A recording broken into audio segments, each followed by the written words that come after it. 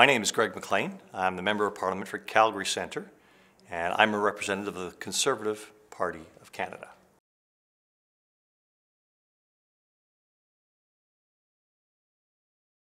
My wife and I were talking about running for political office. We were down on a vacation in Peru, and I told her, listen, I think things are going really wrong in our country right now, financially.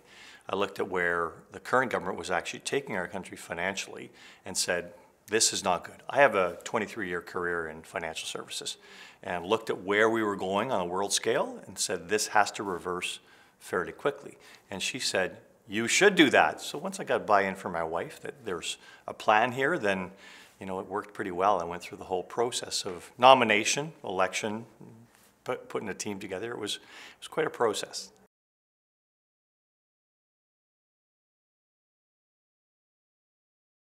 One of the things that really stands out as far as my time as an MP goes was there was a vote from my party to sanction one of the members of the Liberal Party, and he was the head of my committee at the time, the Natural Resources Committee where I served. His name is James Maloney, and he's a Liberal. He's a good member of Parliament. And I spoke to James and said, James, what happened here? There was an ethics violation. And he showed me what happened. And I could see he was completely innocent of the charges that were laid against him. And so as much as there's party discipline in votes, I told my party there's absolutely no way I'm voting to hang an innocent man, if you will. This man did not know what he's accused of, and I will not be voting to censure him in the House of Commons. He and I have remained good friends, and we get things done across party lines because of actions like that. And I think that parties have to start acting that way. These are people in positions, and these people don't need to have their names dragged through the mud for the wrong reasons.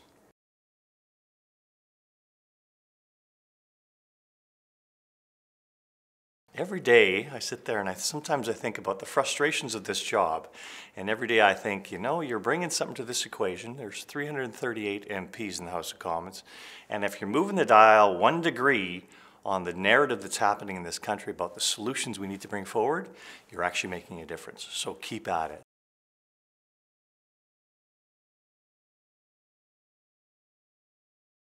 Well, it's a profession. I used to think that, most of the skill sets you learn in different professions are somewhat transferable. The thing about politics is it's a skill set that you learn from scratch. Because in most jobs you have in your life, it's about solving problems and getting things done. Politics is about the narrative, first of all, and hopefully you get things done from there. So it's a bit backwards if you think about it in your whole problem solution set. And you don't learn that until you get here. It's a little troubling in some respects, but that's the way politics are. That's the way the public absorbs their information, and you've got to get to solutions after establishing the narrative, unfortunately.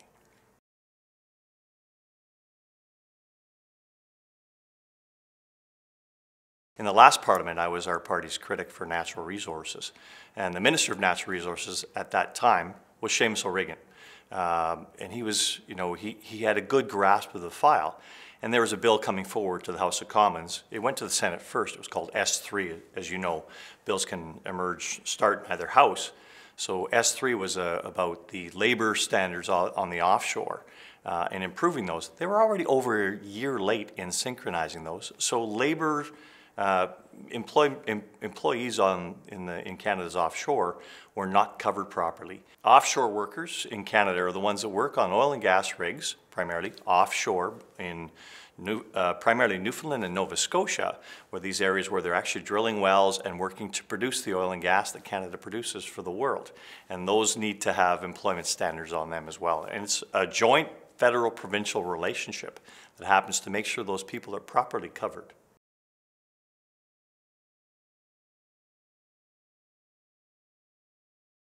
I think some of the biggest challenges to democracy today are misinformation, and people absorb information from the sources they use, whether that's the media, standard media, traditional media, if you will, or the media that we're getting, social media, or the internet.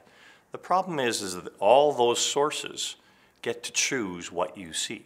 Even the algorithms built into social media, they push people down into what we call in the financial industry confirmation bias. So once they know you're leaning in a certain direction, they give you further information on that.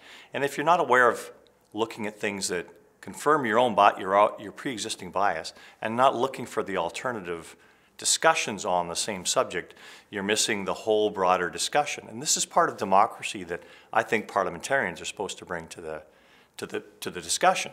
It is something that's going to continue to polarize people, and that's going to be to the great detriment of our democracy going forward.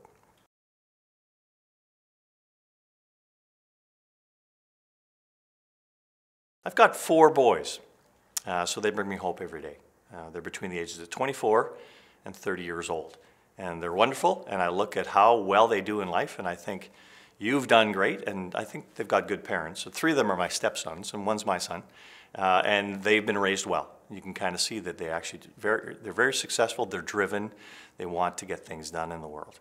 So I think that, when I look at them, I look at their friends, the ones that inspire me, they want to get things done, and I'm very thankful for that, because I do worry that there's a lethargy in some parts of our society. They don't show that at all, and their friends don't either, so that gives me great hope.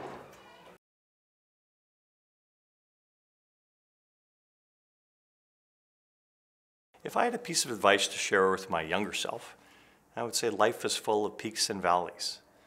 Don't take the valleys too hard, and don't celebrate the peaks too hard.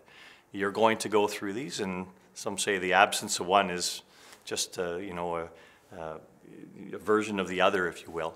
So you've got the sadness is just an absence of happiness philosophically. Once you experience great things, go back to them. Make sure you're going to continue to build on your successes going forward. But I say, don't take the failures too hard, because failures are part of life, and they're things we learn from. We all go through a certain amount of failure. They lead to our further successes going forward.